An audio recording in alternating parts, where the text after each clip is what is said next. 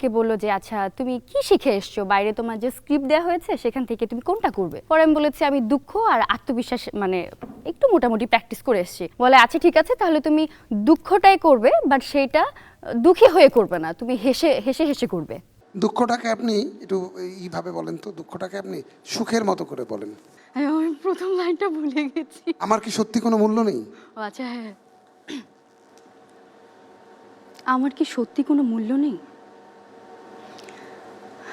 আমার মনে হয় সবাই আমাকে এড়িয়ে যায়। দুঃখ পাচ্ছেন? এত দুঃখ না, মানে আছে না যে আমার সত্যি কি কোনো আমার মনে হয় সবাই আমাকে এড়িয়ে যায়। অ্যাক্টিং করে দেখানোর পরে আমাকে আবার আগের দিনের মতো বললো এবছর তোমাকে কার্ড দেওয়া হবে না। তো আমি মনে মনে ভাবছিলাম এবার কি সত্যি দুষ্টুমি করছে নাকি আসলেই দিবে না। তো আমি একটু চুপ হয়েছিলাম, তারপর আচ্ছা থাকতাম, মন খারাপ করো না, কার্ডটা নিয়ে চলে যাও। দেন আমার মনে ও মাই গড, আমি এত নার্ভাস ছিলাম। আলহামদুলিল্লাহ ইয়েস, দেন আমি বাইরে চলে গেছি। প্রিয় দর্শক, আমরা সবেমাত্র দীপ্ত স্টার হান্টের এই যাত্রা শুরু করেছি। আশা করব আপনারা শেষ পর্যন্ত পাশে থাকবেন। আসলে আমরা চেয়েছি যে প্রত্যেকটা প্রতিযোগী তাদের যে নিজস্ব কমফোর্ট জোন, সেই কমফোর্ট জোন থেকে যাতে বেরিয়ে আসে।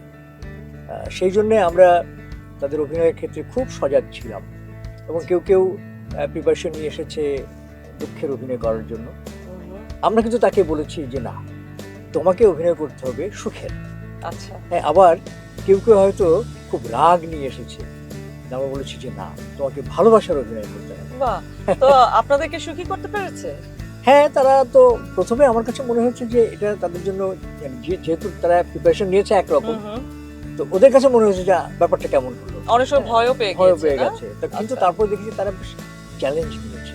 আমার কাছে খুব ইন্টারেস্টিং হয়েছে ব্যাপারটা। আচ্ছা বাহ। প্রথমে আমাকে বলতে হবে যে অভিনয় আমি কেন আসি।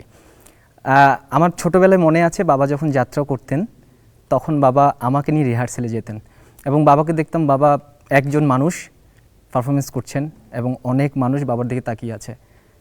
তো আমি অবাক হয়ে যেতাম যে বাবা কী এমন করছেন যে প্রত্যেকটা চোখ বাবার দিকে।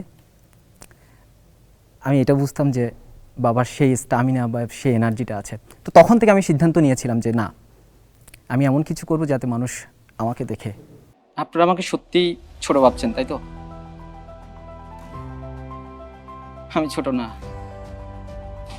আমাকে পিছনের মানুষগুলো অবহেলা করেছে, এখনো করছে, কিন্তু আমি দেখিয়ে দিয়েছি যে আমি সাগর টপকাতে পারি, পাহাড়ও টপকাতে পারি। শুনুন, একটা কথা মনে রাখবেন, কি জানেন তো, একটা কথা মনে রাখবেন যে আপনার যদি ইচ্ছেটা থাকে, আপনি যদি সত্যিই পেরে থাকেন, চেষ্টাটা থাকে, আপনি শিওর যাবেন সেই জায়গায়, শিওর।